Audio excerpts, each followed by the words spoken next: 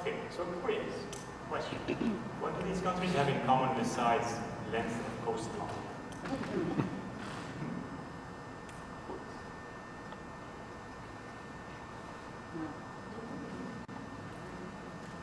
All three. Egypt, 40% youth unemployment. Sweden, 20% youth unemployment. Sweden, 20%. I'm repeating, 20% youth unemployment in Sweden. Okay. Spain, 40% youth unemployment. So this is actually a major worldwide problem. You saw how it exploded in the Arab world. If you look at the numbers a bit more. Yes? How are you defining youth? Youth. Up to 25 years old.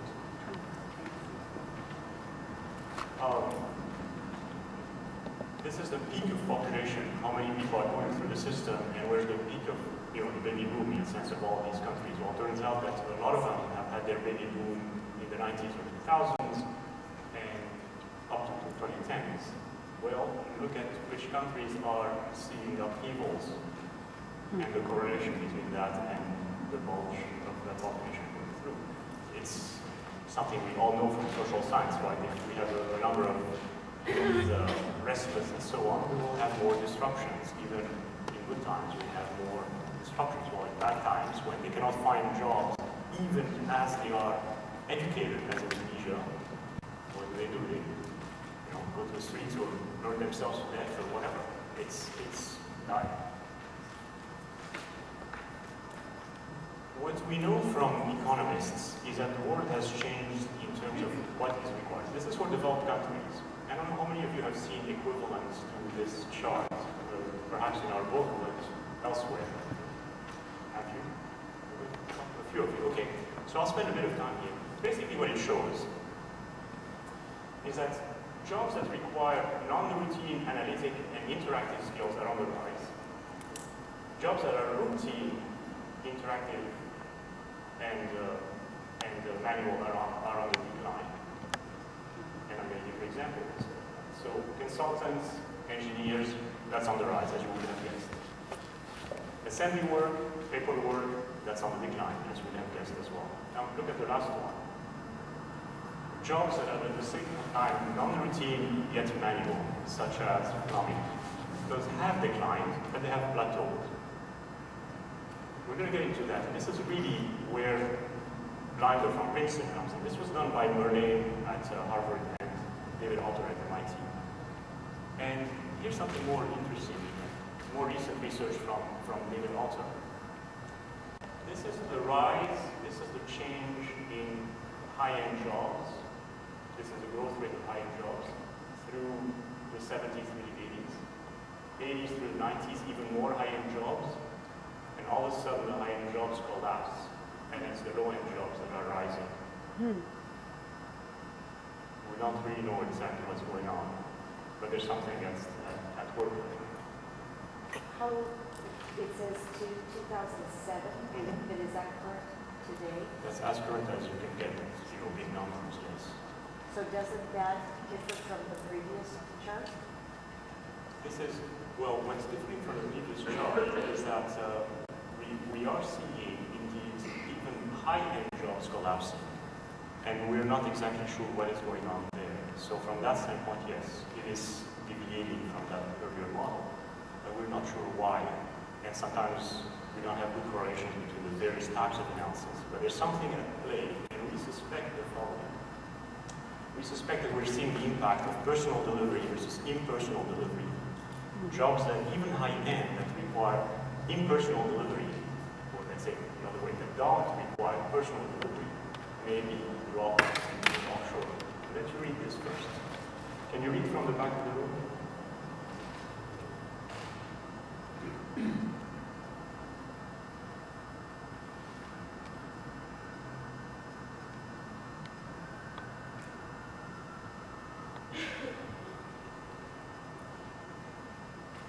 So you see, it's not enough that you have a high-end job or not. It's also whether that high-end job is personally or impersonally delivered. So for instance, if you're a statistician, right, rather complex job typically, but that can be offshore because you can do that work in a back office in India. for actuarial tables or for insurance companies. It doesn't have to be in the United States because there's no personal delivery of the work. So let's look at some of these professions. If you start doing a 2x2, mapping routine versus non-routine on the y-axis, and impersonal versus personal delivery, you see that some jobs, like say for example security video monitoring, could easily be outsourced, offshored, because they're relatively low skill and there's no personal delivery. You can have that video camera and someone monitoring it in India. It's okay. Same thing even for high-end jobs like radiology. Like radiology, where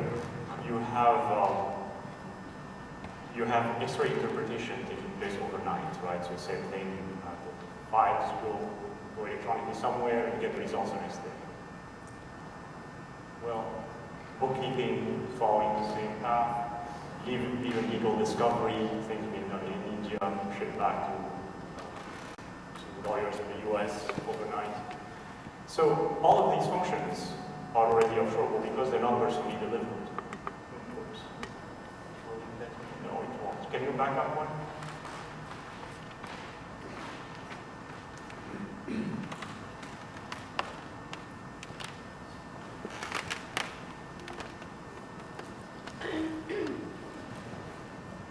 Thank you. So, looking now at the jobs that are personally delivered. At the top end, you have surgeons, and you're thinking, well, at least my son or daughter is studying to be a surgeon, that will be safe. And all the way down to taxi driving, thinking, well, okay, how am I going to outsource that to better try? Well, we can start looking at what technology does to even these high-end jobs, okay? But here's really what it's about. You're seeing the combination of automation, which is computer technology, with communication, right? And that's the main factor behind offshoreability. So let's look at the impact of technology. First of all, it's not only digital technologies. Airplanes are also technology. And you may not be able to offshore the surgeon, but you can certainly offshore the patient. Right? So you go to the Philippines, Mexico, get your surgery done, and come back at a fraction of the cost for routine stuff. And actually, it's not only for routine stuff. Cardiac surgery is seeing now extremely high rates of excellent results in India because the volume they're processing. They've become adept at processing even complicated cardiac surgeries at such a volume that they're gaining efficiencies compared to even the best hospitals in the US. And containers are another form of technology. It has had a huge impact on shipping costs. Shipping costs have plummeted because we standardize with this container size. That has been extremely disruptive. It has allowed goods to be manufactured elsewhere and shipped back at a greater cost. So it's not just digital technologies we have to keep in mind, although digital technologies are the ones that are changing the fastest and having the highest rate of impact. So let's look again at our example and factor in technology.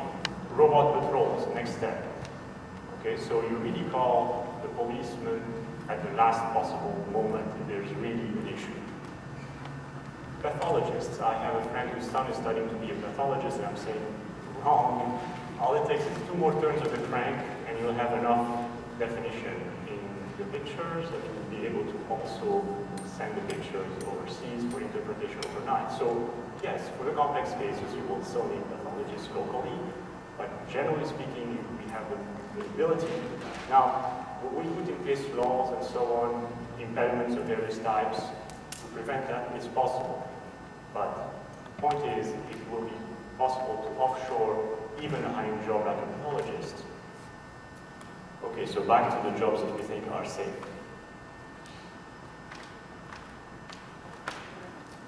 Surgeons, we talked about how you can ship the patient over. Well, you can also do telemedicine. So that surgeon can be in a separate hospital in a different city. And if it's in a different city, why does it have to be in the US? Yeah, anywhere as long as the latency of the communication is acceptable. Telepresence to do video court proceedings, very high bandwidth video conferencing. And then, taxi drivers, and they're thinking, well, okay, it's going to be a while before we can outsource that.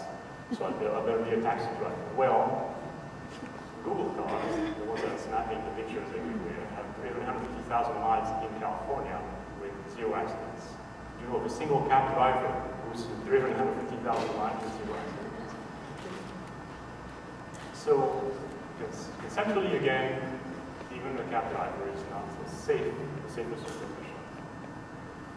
So technology is having a very rapid impact, but it has always been the case, right? The oxen have been replaced, the horses have been replaced, and the mice are dying, literally, to be replaced.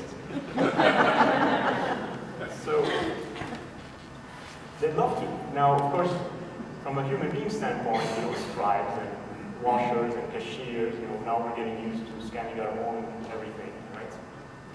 Plane tickets and goods at Walmart and so on.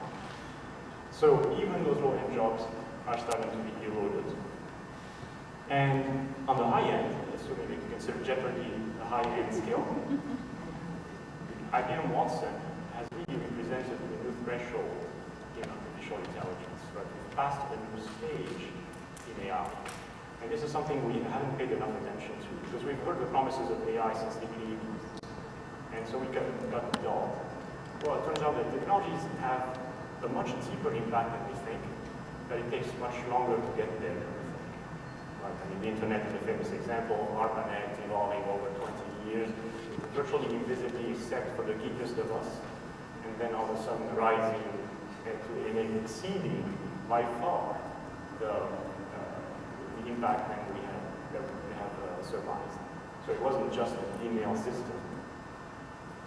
I mean, would you really have thought that by now you'd be able to, thanks to your handheld devices, be tracked and be sent coupons just because you're going to a store that you generate buy from? Hard to predict, right? So it's those second and third order effects that are hard to understand.